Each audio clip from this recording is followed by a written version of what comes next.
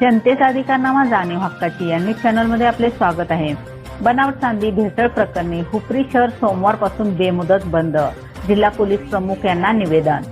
हुपरी शहर हे चंदेरी नगरी व चांदीची वेगवेगळी आभूषणे बनवण्यामध्ये जगात नावाजलेले शहर असून हुपरीसह परिसरातील 8 ते 9 गावांमध्ये चांदी उद्योग मोठ्या प्रमाणात चालतो।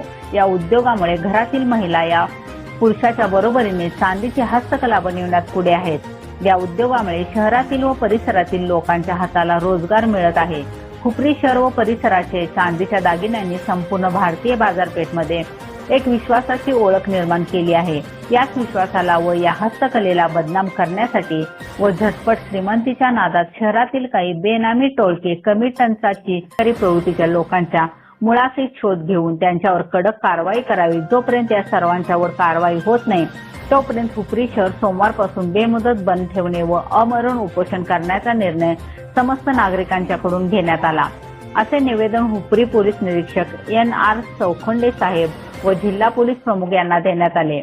या उपोषणकरिता चांदी उद्योजक धनंजय धायगुडे व इतर उद्योजक उपोषणास बसणार आहेत। यावेळी अनेकांनी आपली मनोगते व्यक्त केली। त्यामध्ये चांदी कारखानदार उपाध्यक्ष दिनकरराव ससे, मोहन वांगडे, महेंद्र कोथळे, रवींद्र चिटणीस, प्रकाश उर्फ बाळासाहेब रणदिवे, भरत मेथे, मोहन खोत, सुदर्शन खाडे, अमित नरके, विनायक विभूते, प्रतापसिंह देसाई, अजित सुतार, अमर माने यांनी आपली मनोगते व्यक्त केली।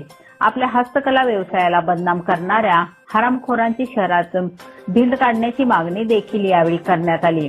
या मीटिंगच्या वेळी चांदी कारखानदार असोसिएशन अध्यक्ष चंद्रशेखर नाईक, संचालक रामदास मेहतर, बाळासाहेब जाधव, नेताजी निकम, रणजित वांगडे, भाऊसो गायकवाड, बाळासाहेब रणदिवे, राजेंद्र हंडे, राजेंद्र वांगडे तसेच शहरातील उद्योजक, धडी उत्पादक मोठ्या संख्येने उपस्थित होते। आज या ठिकाणी आपण हुपरी गावची चांदी व्यवसायाची संस्था चांदी कारखानदार असोसिएशनमध्ये आपल्या आता नुकताच एक जनरल मीटिंग झाली आणि या मीटिंगला सर्व गावातील हुपरी